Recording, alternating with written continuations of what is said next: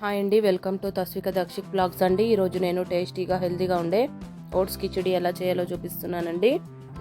అన్ని రకాల కూరగాయలు వేసుకొని వెజిటేబుల్స్ వేసుకొని ఇలా ఓట్స్ కిచడి అనేది చేసుకోండి. చాలా టేస్టీగా ఉంటుంది. వెయిట్ లాస్ అవ్వాలనుకునే వారికి కూడా చాలా ఉపయోగపడుతుంది. నేను చూపించిన విధంగా ఒకసారి ట్రై చేయండి. పిల్లలైనా పెద్దవాళ్ళైనా ఇష్టంగా తింటారు.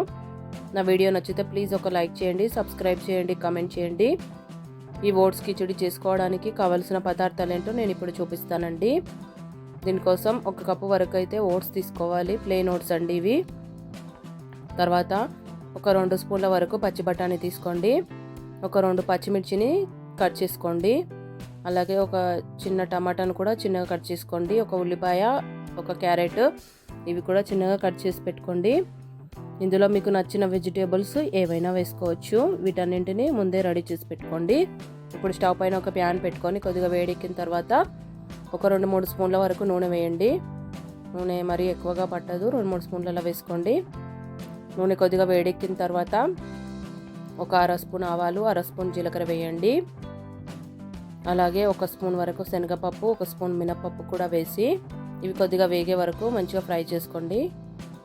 స్టవ్ మీడియం ఫ్లేమ్లో పెట్టి వేయిస్తే పప్పులు మంచిగా వేగుతాయండి. ఇలా కలుపుకుంటూ వేయించండి. ఇవి కొద్దిగా వేగిన తర్వాత చిన్నగా కట్ చేసి పెట్టుకున్న ఉల్లిపాయ ముక్కలు వేయండి.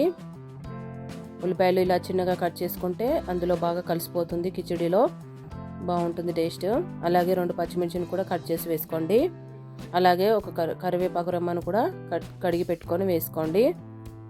ఈ విధంగా వీటిని ఒక 2 నిమిషాల పాటు ఫ్రై చేయండి.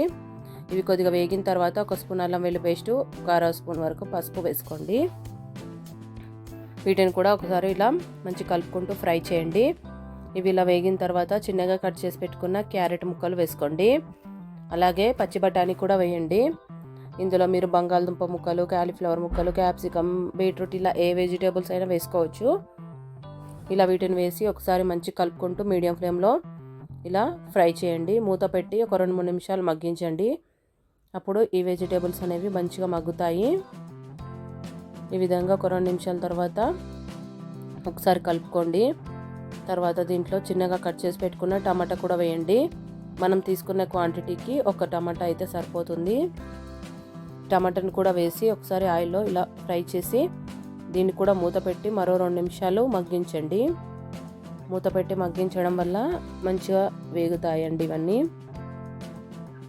ఇలా కొద్దిగా వేగితే సరిపోతుంది. ఇలా ఈ విధంగా ఒకసారి మళ్ళీ కలుపుకొని దీంట్లో 3 కప్పుల వరకు నీళ్ళు వేసుకోండి.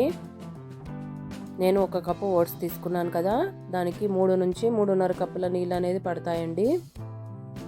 ఒకే కప్పు కొలతతో తీసుకుంటే పర్ఫెక్ట్గా వస్తుంది.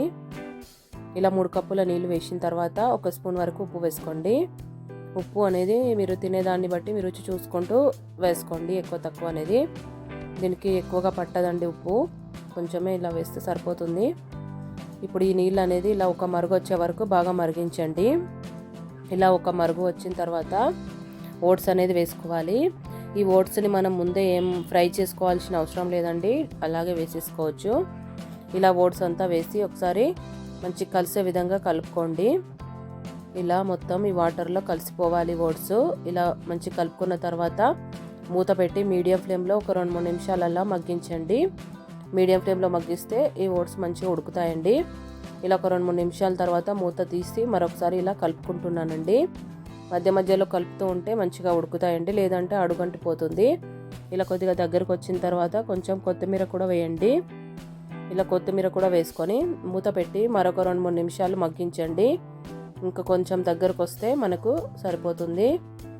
ఈ విధంగా మంచిగా కలుపుకున్న తర్వాత మూత పెట్టి ఇలా 1-2 నిమిషాలు అలా ఉంచండి. ఇది మరీ ఎక్కువ గట్టిగా ఏమి ఉండదండి. నేను చూపిస్తున్న విధంగా ఇలా ఈ కన్సిస్టెన్సీలో ఉంటే పర్ఫెక్ట్గా వచ్చినట్లండి. ఈ విధంగా ఉడికిన తర్వాత స్టవ్ అనేది ఆపేసుకోండి. ఇది కొద్దిగా చల్లారితే ఇంకొంచెం దగ్గరకు వస్తుందండి. అంతే, మన ఓట్స్ కిచడి అనేది రెడీ అయిపోయింది. చాలా టేస్టీగా ఉంటుంది, హెల్త్కి కూడా చాలా మంచిది. నా వీడియో నచ్చితే ప్లీజ్ ఒక లైక్ చేయండి, సబ్స్క్రైబ్ చేయండి.